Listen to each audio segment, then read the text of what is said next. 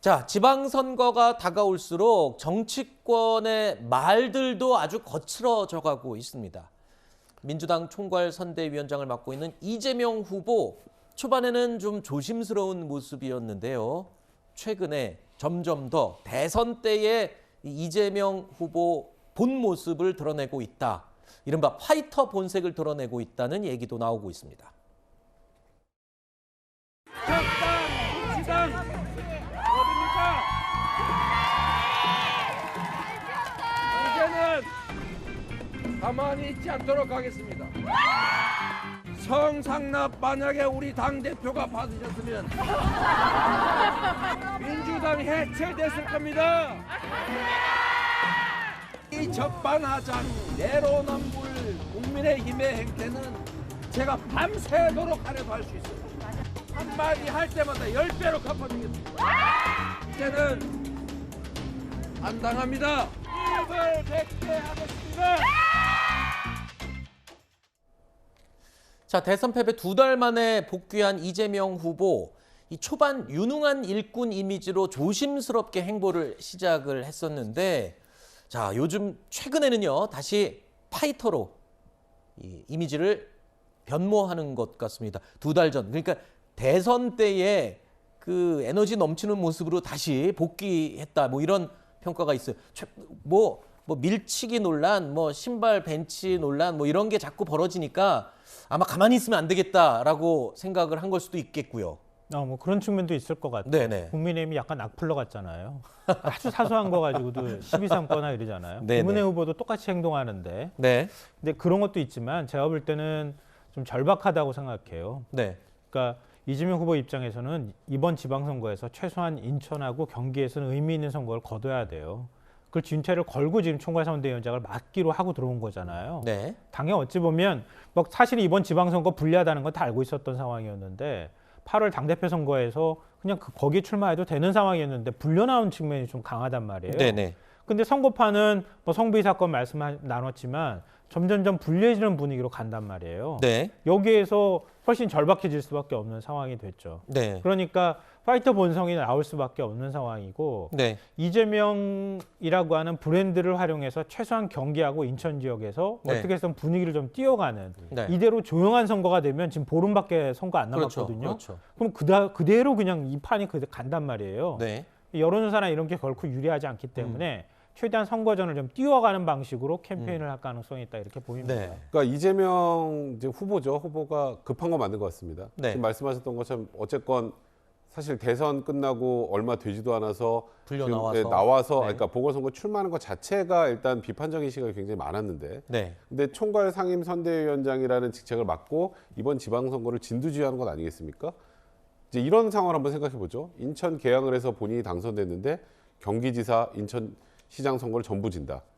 그러면 사실 이재명 후보의 정책 위상은 굉장히 큰 타격을 받을 수밖에 없습니다. 아무리 지금 현 구도 자체가 불리하다고 해도 본인의 힘으로 뭔가의 변화를 주지 않는 상태에서 그럼 이재명의 정치적 가치가 얼마나 높아지겠어요? 이게 쉽지 않단 말이죠.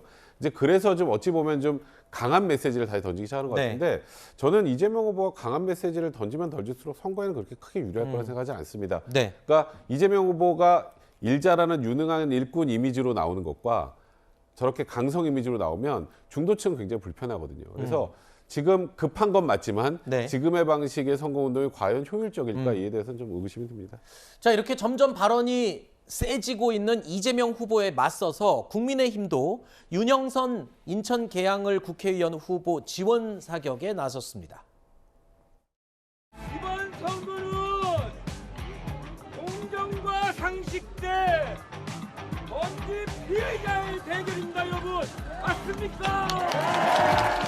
언제 개양을 도망갈지 모르는 그런 사람과의 대결입니다, 여러분. 다른 당과 다르게 이곳을 정치적인 목적으로 사용하는 그런 일이 없도록 저희는 오로지 인천의 전문가들과 함께 인천의 일자리 문제, 인천의 산업 문제, 인천의 미래 문제에 집중하겠습니다. 어떻습니까?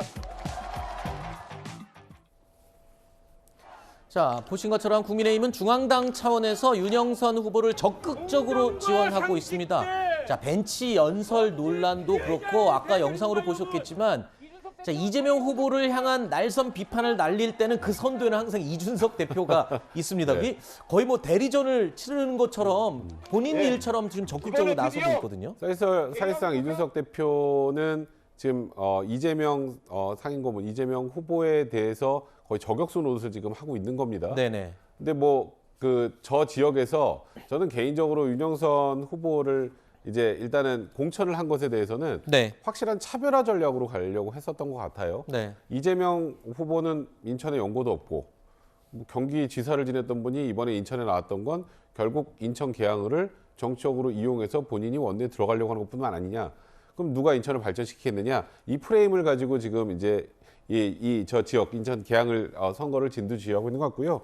그러다 보니까 인천의 뭐 유정복 후보를 비롯해서 인천에 관련돼 있는 분들이 지금 이 선거에 지금 총 출동해 있는 그런 상황입니다. 일단 이 선거에서 당선이 목적이겠지만 당선이 되지 않는다고 하더라도 윤영선 후보가 네. 이재명 후보에게 큰 이 당 차원에서 타격을 줄 수 있다면 네. 그것만으로도 절반의 성공이라고 일단 판단을 하고 네. 이 지역에 굉장히 집중을 하고 있는 게 아니겠습니까? 네.